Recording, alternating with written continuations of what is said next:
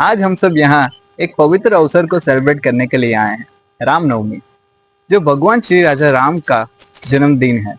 उन्हें मर्यादा पुरुषोत्तम कहा जाता है, जो हमें सिखाते हैं कि हमेशा न्याय, सच और धर्म के रास्ते पर चलना चाहिए।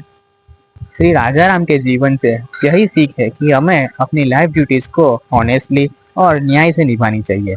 रामनवमी का त्यौहार पूरे भारतवर्ष में बहुत ही खुशी और हर्षोल्लास के साथ मनाया जाता है। इस दिन लोग मंदिर जाते हैं, श्री राम के भजन करते हैं और रामायण के पाठ करते हैं। आज के दिन हम सब यह संकल्प लेते हैं कि हम भी भगवान श्री राजा राम के आइडियोलॉजी को फॉलो करेंगे।